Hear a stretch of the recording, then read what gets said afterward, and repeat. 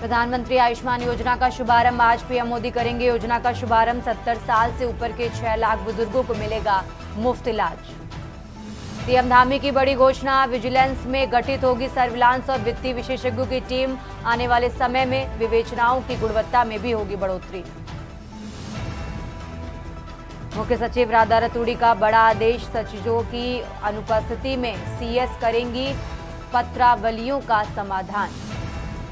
उत्तराखंड चारधाम यात्रा ने बनाया रिकॉर्ड। श्रद्धालुओं की संख्या 44 लाख पर पहुंची। आखिरी सप्ताह में रिकॉर्ड यात्रियों के पहुंचने की उम्मीद। उत्तरकाशी में मस्जिद विवाद मामले में हटाई गई लागू धारा 163, लेकिन महापंचायत के आह्वान से फिर तनाव की बनी आशंका। बद्रीनाथ धाम में दीपावली की तैयारी शुरू। 1 नवंबर को मनाई जाएगी दीपावली। 8 कुंटल फूलों से सजेगा मंदिर। आप देख रहे हैं के न्यूज, खबरों का सारथी। नमस्कार, आप देख रहे हैं खबर उत्तराखंड। मैं हूं आपके साथ तन्वी सक्सेना और बुलेटिन की शुरुआत करते हैं पौड़ी की खबर से है, जहां पुलिस कप्तान पौड़ी लोकेश्वर सिंह ने जनपद के सभी थाना प्रभारियों को आगामी त्योहार धनतेरस, दीपावली और भैया दूज को लेकर अपने अपने थाना क्षेत्र में कानून एवं शांति व्यवस्था को सुनिश्चित बनाए रखने के लिए थाना क्षेत्र में पीस कमेटी तथा सीएलजी मेंबरों की बैठक लेने के निर्देश दिए, जिसके तहत थाना रिखड़ी खाल पर थाना अध्यक्ष संतोष पैंतवाल के द्वारा सीएलजी मेंबर, गणमान्य व्यक्तियों और पीस कमेटी के साथ स्थानीय व्यापारियों की बैठक ली गई।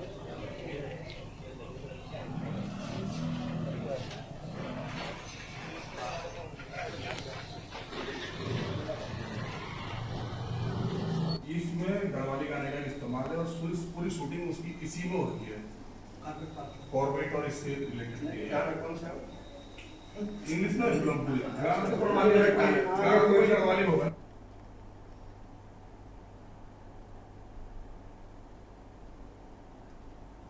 और जिसमें हमारे धनतेरस से लेकर लक्ष्मी पूजा और दिवाली के त्यौहार हैं, जिसमें जितने भी हमारे कस्बे होते हैं वहाँ पे काफ़ी भीड़ भाड़ हो जाती है। बाहर से भी बहुत से लोग अपने घरों में आते हैं, गांव में आते हैं और ट्रैफिक भी बढ़ता है और कस्बों में भीड़ भाड़ भी काफ़ी ज़्यादा मात्रा में बढ़ती है।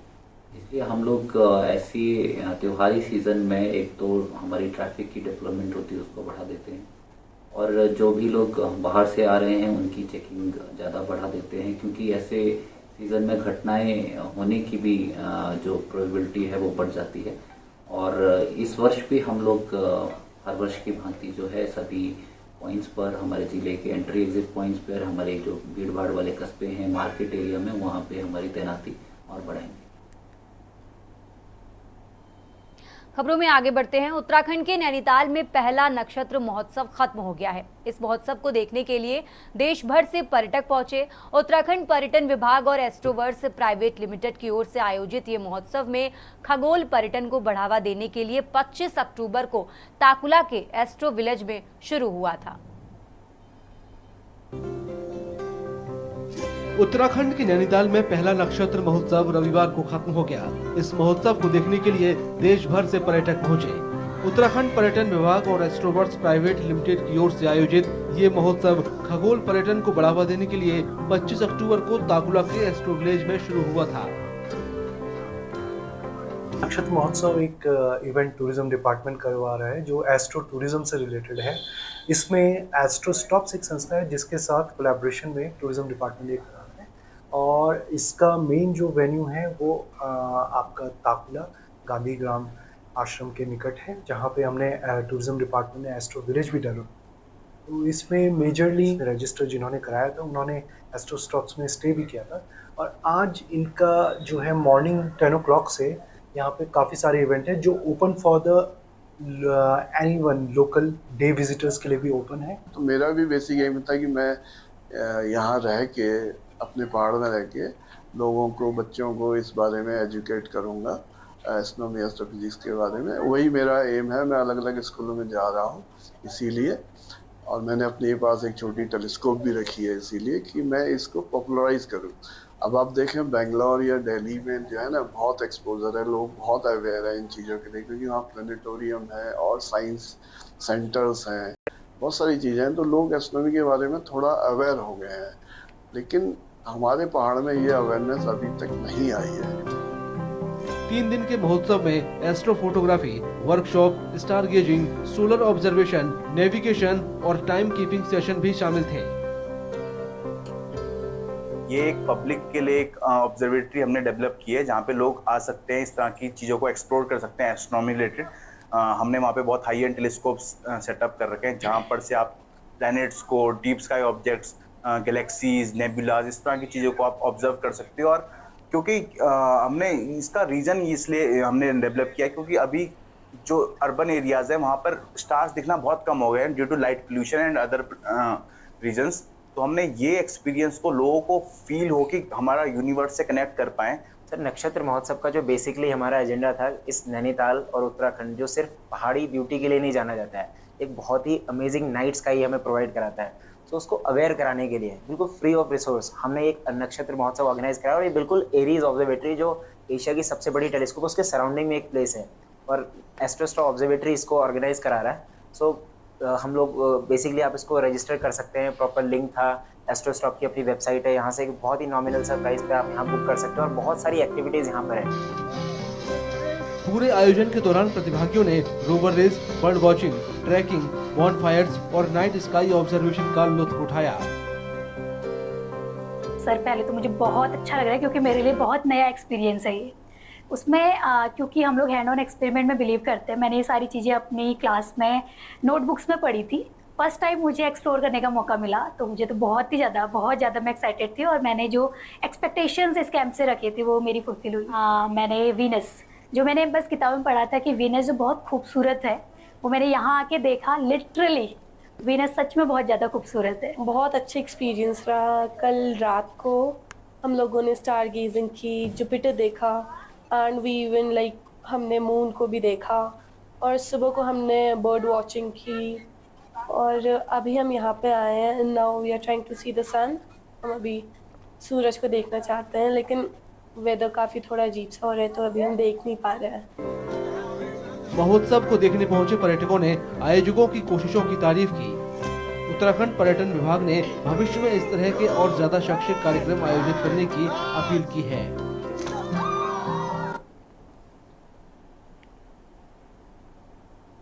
उत्तराखंड की खबरों में आगे बढ़ते हैं। उत्तराखंड की केदारनाथ विधानसभा सीट में होने वाले उपचुनाव के लिए भाजपा कांग्रेस ने अपने अपने प्रत्याशी का नाम घोषित कर दिया है। इसके तहत कांग्रेस ने जहां पूर्व विधायक मनोज रावत पर दाव खेला तो वहीं भाजपा ने महिला मोर्चा की प्रदेश अध्यक्ष आशा नौटियाल को प्रत्याशी बनाया है। मनोज और आशा दोनों ने ही नामांकन पत्र दाखिल कर दिया है। भाजपा कांग्रेस ने केदारनाथ उपचुनाव में नया प्रयोग न करते हुए अपने पुराने प्रत्याशी पर ही दाव चला है। साथ ही दोनों ही दल जीत के भी दावे कर रहे हैं। आपको बता दें कि आशा नौटियाल 2 बार केदारनाथ की विधायक भी रह चुकी हैं। ये रिपोर्ट देखिए।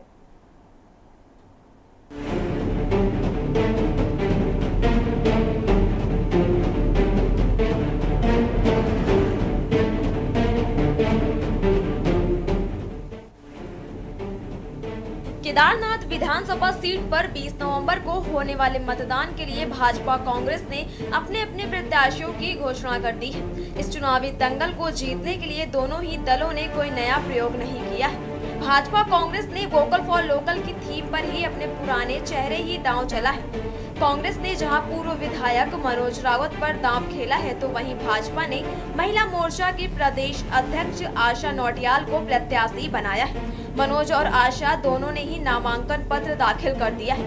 आपको बता दें कि आशा नौटियाल 2 बार केदारनाथ की विधायक रह चुकी है, जबकि मनोज रावत 2017 में प्रचंड मोदी लहर के बाद भी केदारनाथ से जीतने में कामयाब हुए थे। यहाँ का चुनाव आया है और यहाँ की जो विधायक स्वर्गीय दिवंगत शैला रानी जी के देहांत के बाद इस चुनाव में हम सबको आना पड़ा है और इस क्षेत्र के लिए काफ़ी उन्होंने काम किया, काफ़ी क्षेत्र को आगे बढ़ाने के लिए काम किया। हमारे प्रधानमंत्री जी के प्रधानमंत्री बनने के बाद 2014 से अभी तक लगातार बाबा का ये प्रांगण भव्य केदार और दिव्य केदार के रूप में डेवलप हुआ है। पूरी दुनिया में एक नए स्वरूप में उसको जो आस्था श्रद्धा का केंद्र है, आने वाले लोगों की संख्या बड़ी है। अनवरत रूप से यहाँ का विकास शुरू हुआ है और हम सब लोगों ने भी उसी को अपना ध्येय मानकर प्राथमिकता के आधार पर यहाँ के विकास का संकल्प लिया है। 2013 की आपदा के समय को भी लोगों ने देखा और इस बार भी आपदा थी, त्वरित रूप से इस प्रकार से काम हुआ है जो अनवरत रूप से विकास पूरे श्री केदारनाथ विधानसभा का चल रहा है। आशा नौटियाल जो बनी हुई है आज प्रत्याशी भारतीय जनता पार्टी की, देवस्थानम बोर्ड गठित हुआ, पंडा पुरोहितों का हकूक मारा गया। कभी खड़े देखा आपने आशा नौटियाल को केदारनाथ के पंडा पुरोहित और तीर्थ पुरोहित समाज के साथ? सोना चोरी हो गया 228 किलो, कभी देखा आपने मुंह खोलते हुए? महिला मोर्चा की प्रदेश अध्यक्ष एक बहुत ही महत्वपूर्ण और कद्दावर पद होता है, बहुत वजनदार पद होता है। आप चाहती तो आप मुखरता से अपने क्षेत्र के वासियों की जो है दिक्कत परेशानियों को उठा सकती थी, अपने पार्टी के पटल पर उठा सकती थी, लेकिन प्लेटफॉर्म पर भी कोई बात आपने नहीं रखी। और ऐसे में मुझे लगता है एक पढ़ा लिखा विधायक मिलने जा रहा है केदारनाथ की जनता को, वो क्यों जो है कठपुतलियों को चुनेंगे? देखिए, ये राष्ट्रीय दल हैं और आपने देखा होगा ये बड़े चालबाज लोग हैं। अभी तक एक राष्ट्रीय दल और इतनी बड़ी पार्टियाँ होने के बावजूद भी इन्होंने अपने जो उम्मीदवार हैं मैदान में नहीं उतार पा रहे थे। ये क्या चाल देख रहे थे? अगले की चाल देखकर ये चाल चलते हैं, तो ये लोग चालबाज हैं।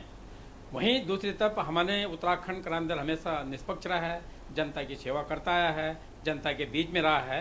तो इस बार हमने अपना वहाँ पर जो उम्मीदवार डॉक्टर आशुतोष भंडारी जी, वहाँ पर हमने उनको नामांकन दिया है, टिकट दिया है और उनका आज नॉमिनेशन भी चल रहा है।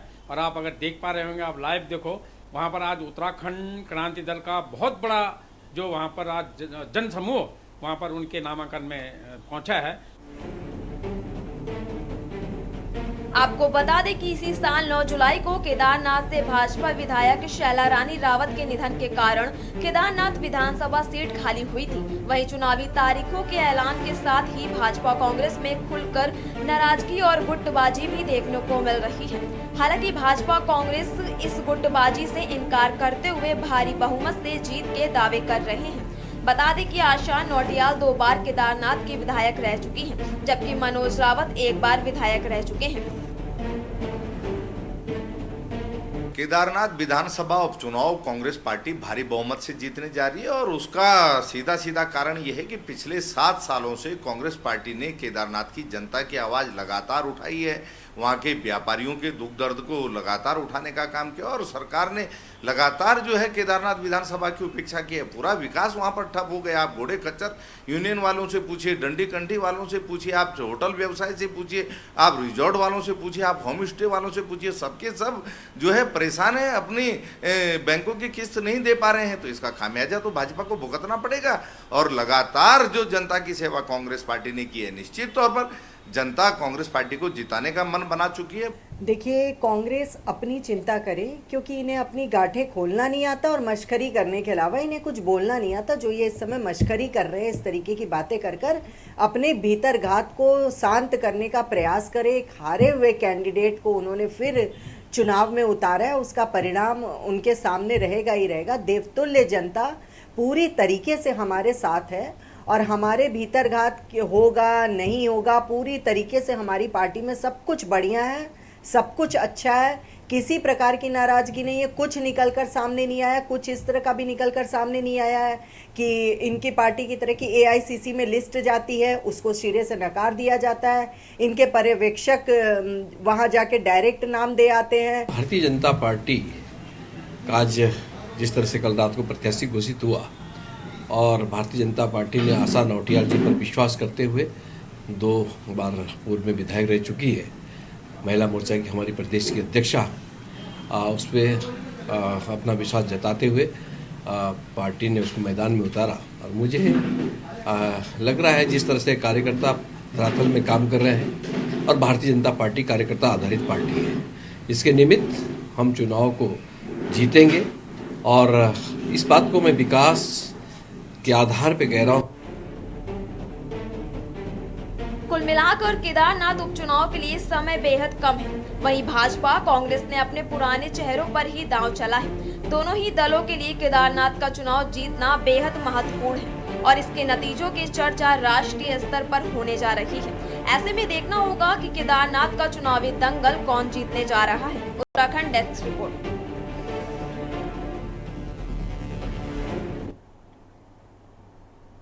और अब खबर रामनगर से है, जहां वरिष्ठ पुलिस अधीक्षक प्रहलाद नारायण मीणा रामनगर कोतवाली पहुंचकर कोतवाली का वार्षिक निरीक्षण करते हुए व्यवस्था दुरुस्त करने के निर्देश अधिकारियों को दिए। वरिष्ठ पुलिस अधीक्षक द्वारा निरीक्षण के दौरान कोतवाली के कर्मचारियों के आवासों, मालाखाना, कर्मचारी बैरक, शस्त्रों व अभिलेखों का निरीक्षण किया गया। निरीक्षण के दौरान उन्होंने बताया कि कोतवाली में लंबे समय से खड़े लावारिस वाहनों के निस्तारण करने के साथ ही आवश्यक दिशा निर्देश दिए गए। उन्होंने बताया कि निरीक्षण के दौरान कोतवाली के सभी अभिलेख सही पाए गए। साथ ही उन्होंने कहा कि आगामी दीपावली पर्व को लेकर सुरक्षा के व्यापक इंतजाम किए जा रहे हैं। इसके साथ उन्होंने कहा कि रामनगर में नशे के कारोबार को लेकर लगातार पुलिस अभियान चला रही है।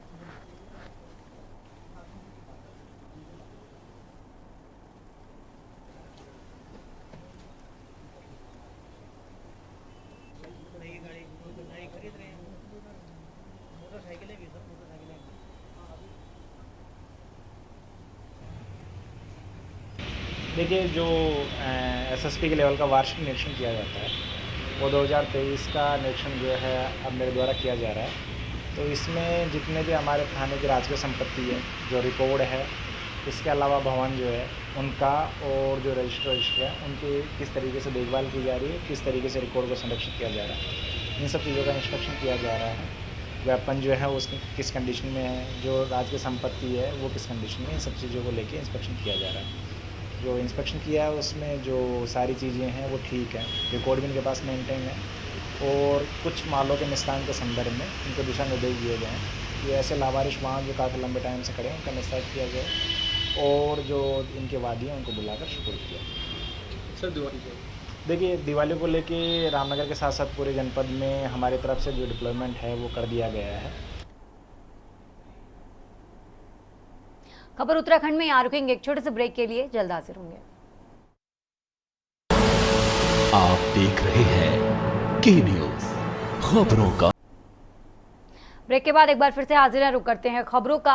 कोटद्वार में कृषि विभाग के ऑफिस में एक महिला द्वारा 2 दिन पहले एक आरटीआई कार्यकर्ता की चप्पल से की गई पिटाई के मामले की चर्चा पूरे उत्तराखंड में हो रही है। उधर दूसरी ओर कृषि विभाग के मुर्गे बाड़े के एक टेंडर की गोपनीय जानकारी आईटीआई कार्यकर्ता तक पहुंचने के मामले में कृषि विभाग के अधिकारी भी हैरान है। कृषि अधिकारी से जब इस मामले में सवाल पूछा गया तो उन्होंने साफ किया कि विभाग के किसी कर्मचारी द्वारा ही टेंडर की गोपनीयता भंग की गई। उधर दूसरी ओर पुलिस क्षेत्राधिकारी ने बताया कि कृषि ऑफिस में हुई घटना की जांच भी की जा रही है।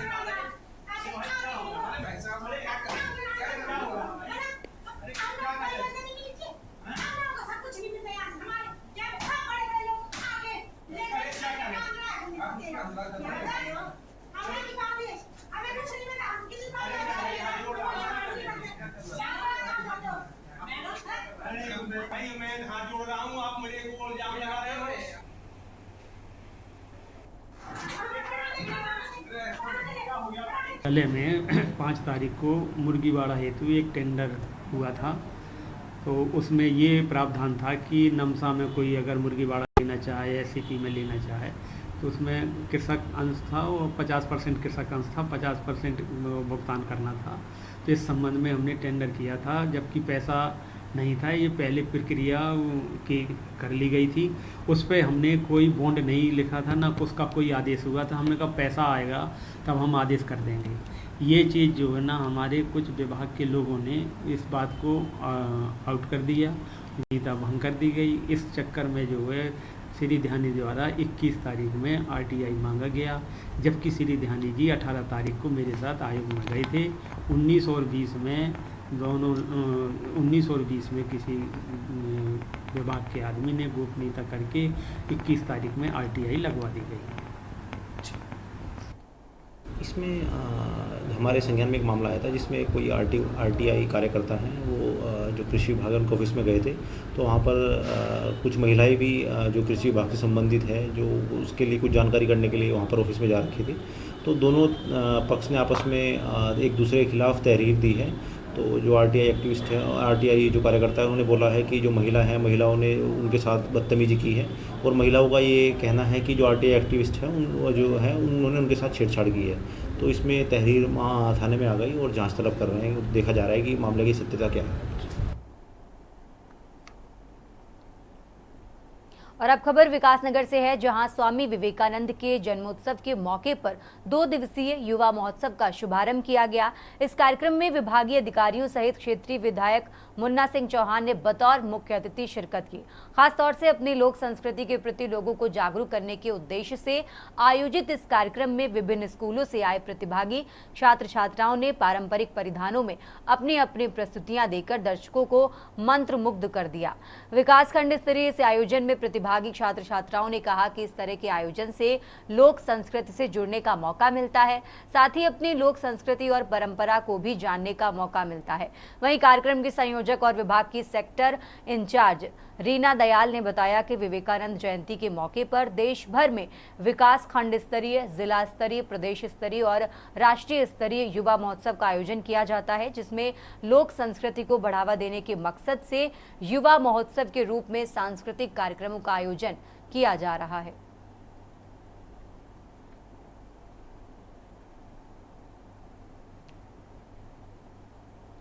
ये जो कार्यक्रम है ये हमारी संस्कृति के तरफ लोगों को जागरूक करने के लिए किया जाता है। बच्चे जो आज के सभी शहरों में मानते हैं कि हमारी संस्कृति हमारी पहचान है, हमारी संस्कृति हमारी पहचान। तो ये कार्यक्रम हमारी संस्कृति को आगे बढ़ाने के लिए और लोगों को संस्कृति के प्रति जागरूक करने के लिए इस कार्यक्रम का आयोजन किया जाता है। हम रेनबो चिल्ड्रंस एकेडमी से आए हैं और ये कार्यक्रम जो हमारे जौनसार की जो संस्कृति है उसे दिखाने के लिए कराया गया है। और अगर इसी तरह कार्यक्रम होते रहेंगे तो हमारे जो बच्चे हो कुछ सीख पाएंगे, मतलब अपने जौनसार के बारे में कुछ समझ पाएंगे कि उनकी संस्कृति क्या है, वरना लोग भूलते जा रहे हैं अपनी संस्कृति को। तो इस तरह जो बच्चे हैं वो सीखेंगे कि हमारी संस्कृति ऐसी भी है जौनसार में। विकासखंड लेवल का युवा महोत्सव है और इसमें समस्त विकासखंड की टीमें, जिसमें छात्र छात्राएं भी है, सांस्कृतिक दल भी है, महिला मंगल, युवक मंगल दल सभी हैं जो युवा महोत्सव विकासखंड स्तरीय युवा महोत्सव में प्रतिभाग करेंगे। क्या उद्देश्य इस कार्यक्रम का? इस कार्यक्रम का उद्देश्य युवाओं में स्वामी विवेकानंद की जयंती 12 जनवरी के उपलक्ष्य में ये मनाया जाता है और इसका उद्देश्य है स्वामी विवेकानंद के आदर्श और दर्शन को हर युवा तक पहुंचाना और युवाओं को एक मंच उपलब्ध कराना जिससे उनकी पर्सनैलिटी डेवलपमेंट हो सके। इस बुलेटिन में फिलहाल इतना ही। आप देखते रहिए के न्यूज इंडिया। आप देख रहे हैं के न्यूज, खबरों का